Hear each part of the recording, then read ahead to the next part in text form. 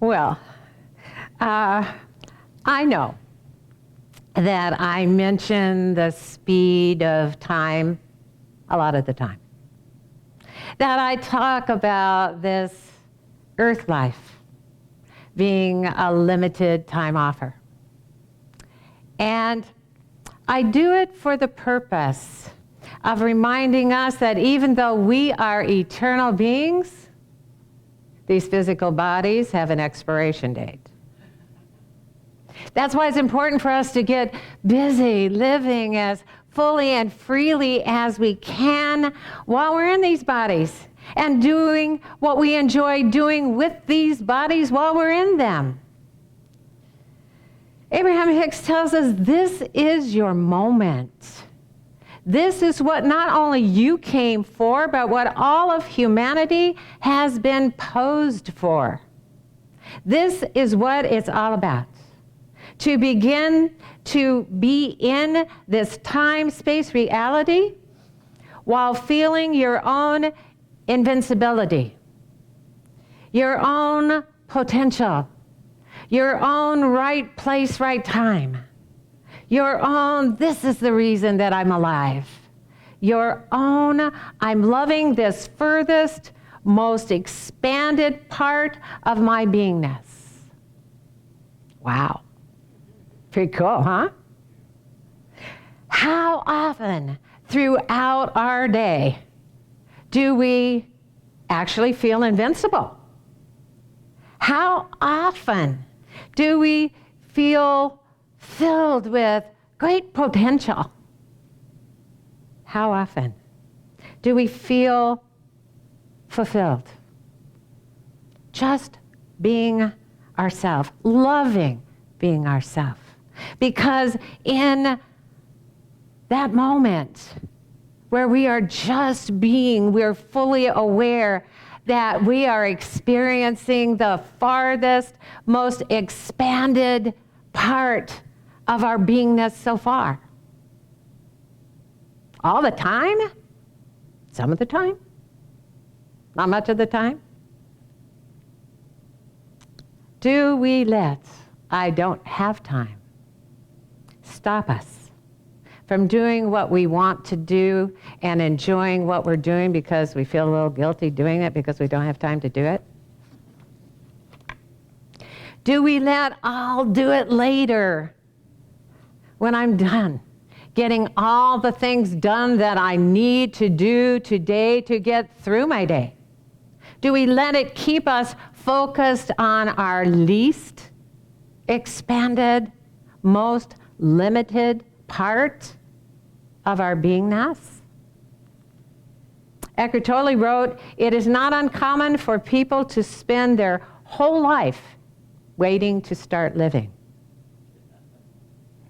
We could say that we've been waiting for this moment our whole life. Now is the perfect time, because now is the only time that we can live.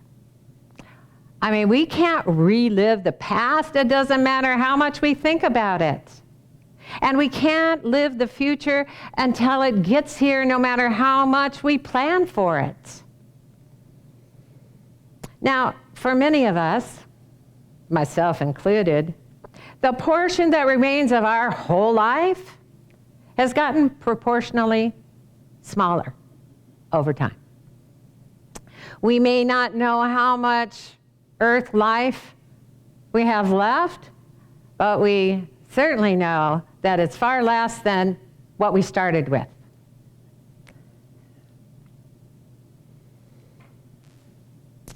But it's been said, it's never too late to be great. George Eliot wrote, "It's never too late to be what we might have been." We don't have time to wait for permission. We don't have time to waste being unhappy and doing what we don't like to do if we want to experience the deliciousness of this earth life. It abounds everywhere. It abounds within every encounter we have, whether it's in nature, whether it's with people, and it's within every situation. And all that's required of us is to be open to it, to know that it's there, and allow it. Our being ready and willing to extract the juicy goodness that is within every moment fills us with a holy vibrational elixir that brings to that moment a sense of well-being, a sense of peace, a feeling of happiness no matter what may be going on.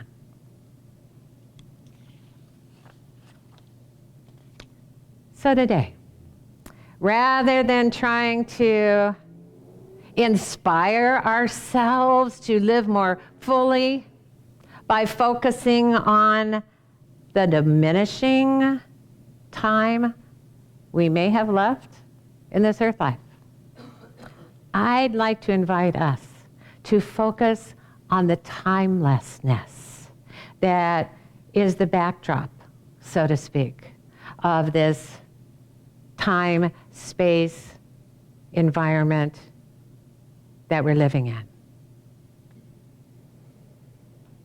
I'd like us to explore together the idea of an endless expansion and extension of life that belongs to our eternal existence.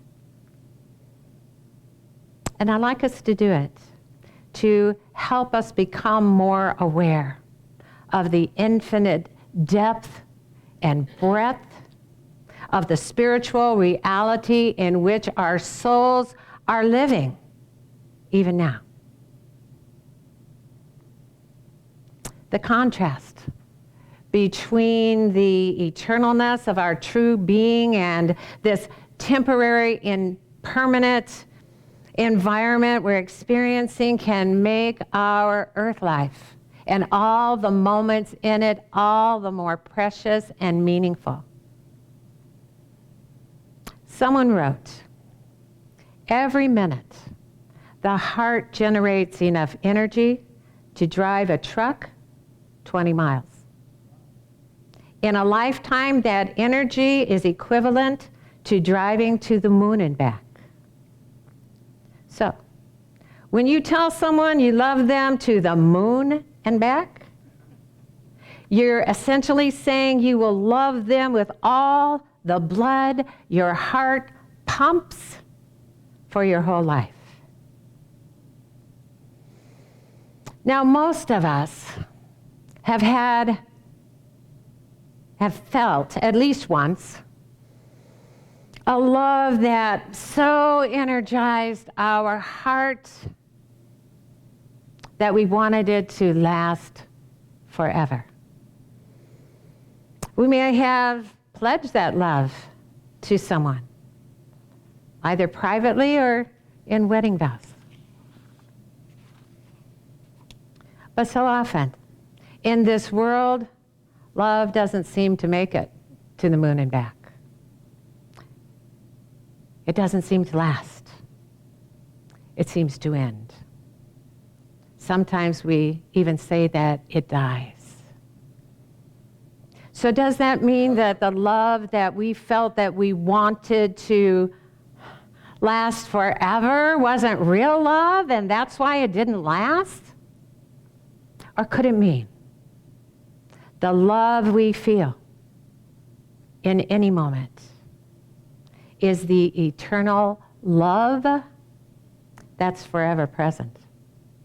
A love that exists beyond time. A love that is in its fullness. A love that is in its allness in every moment. When we feel love, or joy, or peace that we want to last forever, we are feeling the love and joy and peace that is forever. It's only when we try to sustain that feeling by spreading it out over time that it seems to diminish. We may ask ourselves, how long can I feel this good? And we might even tell ourselves, this feels too good to last. And then we go about our life waiting for it to end. And it seems to end because so often we put conditions on our feeling, what we're feeling, on the love and joy and peace that we want to last forever by making it dependent on events and situations and people remaining just so. Just the way we like it. But since everything in this world changes, the forever love and joy and peace that we feel in any moment, that in truth is changeless and eternal, seems to change over time.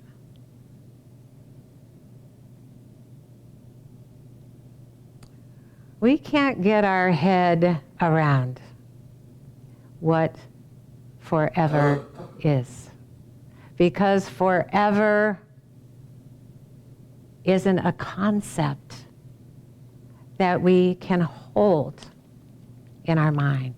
I mean, we can think about forever being a long, long time. We can think about it being a whole lot of days and nights, but that's just a measurement in time. Forever can't be measured in time, just as the present moment can't be measured in time. Just as we're about to measure the moment, that moment is gone. And a new moment seems to take its place. The now moment that we so often talk about isn't the place between the past and the future. Now is beyond time. It is that which is forever present all of the time, in all of its innocence and newness and potential. It's just what is. It's just what's there always. It can't be measured, but we can drink of it and experience it in any moment that we choose to. The mystical poet Rumi wrote, "Love rests without any foundation. It is an endless ocean with no beginning and no end." We are immersed in that endless ocean here and now.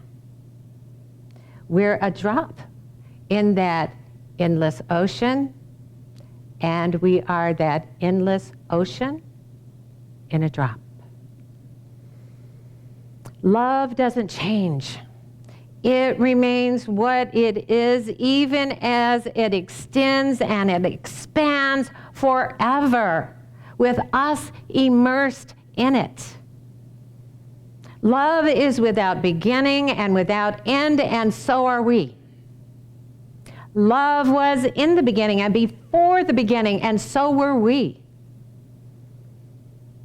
Love caused the beginning and was flowing in the beginning and continues to flow without end, above and beneath and within all that lives, including all of us. No matter how many endings we may have experienced in this earth life.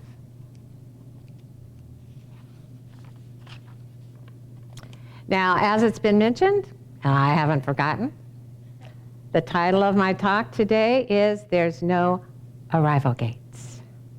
And as I was typing it the first time, I made a typo and caused it to read, there is no arrival date. But either way, it's true. Though a feeling of being in the right place at the right time feels so good. And as vibrational beings, we are often inspired to be or attracted to be in a particular place at a particular time. As spiritual beings, living and moving and having our being in timelessness, there's nothing we're scheduled to do at any certain time. But we are created to have a good time wherever we are and whatever we do. And though we may feel elated when we overcome an obstacle or reach a goal, there's no particular goal we must reach or destination we're supposed to arrive at where we can truly say that we're done with life. We did it.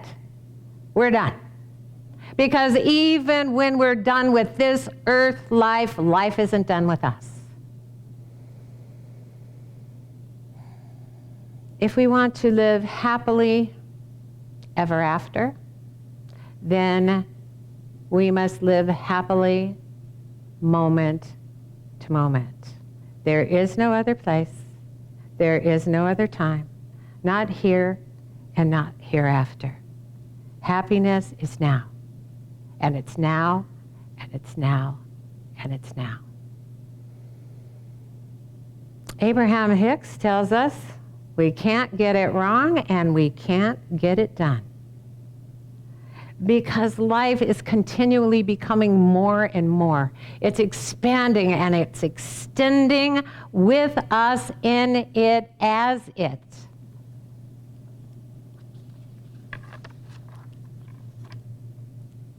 Abraham Hicks said, "You are eternal consciousness." We cannot find a bigger word than that. You are forever. You never cease to be. You are a consciousness that expands. And it is this expansion that gives you the most delight. So, an important thing we might notice happening in us is whether or not the idea that there's no destination for us as eternal beings delights us or exhausts us because we were so looking forward to eternal rest. The good news is that we can experience that rest that is forever, that rest that is eternal, every moment, right here and right now, because it's beyond time.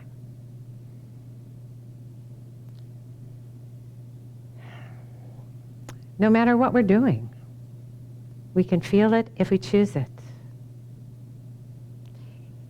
It's beyond time, and yet it is present all the time, right where we are. The book of Matthew tells us, "Come to me, all you who are weary and burdened, and I will give you rest." Such an awareness can bring rest to our body no matter how hard we've been working it. And it can bring rest to our mind no matter how hard we've been thinking about something. The idea that there's no arrival gate can free us to live each moment spontaneously, unhurried and unworried about life and just going with the flow. The Guru Papaji wrote, "You are the eternal being, unlimited and indivisible. Just be quiet. Everything is okay. Be quiet here and now. Happiness is you. You are peace. You are liberty. Now, it's been said that the pathway of life is an endless journey of eternal satisfaction and perfect joy. Eternal satisfaction and perfect joy unfold for us in every moment when we're not looking for them in some other place and at some other time. There may be no arrival gates for our eternal self, but there can be joy, joy, joy in our eternal journey. The ancient Chinese mystic Lao Tzu wrote, "A good traveler has no fixed plans, nor does he intend to arrive." Namaste.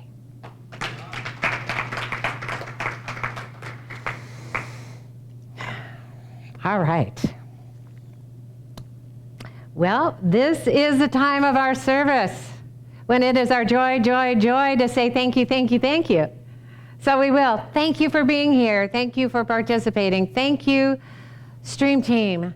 Thank you, beautiful announcer. Thank you, Dr. Jamie, who's just about to come up and tell us how to support LEC financially if we don't know by now or if we've forgotten. So we'd love for you to do that. It would be my joy. Good morning. Good morning. Okay, for those of you in the sanctuary, we're going to be holding an offertory in a moment. But if you are watching us streaming, you can donate to the Life Enrichment Center via Facebook. It's facebook.com/Life Enrichment Center. Via our website, which is lecflint.com, and just hit the contribute button. Via PayPal, our email address for PayPal is lec2512@gmail.com. Or if you'd like to mail us a check, we have a new mailing address. It's P.O. Box 321-294, Flint, Michigan, 48532. Woo! I got it right. Okay. And while we take the offertory in the sanctuary, we're going to be listening to Daniel Namad and Nima Patel with the song Grateful. Thank you.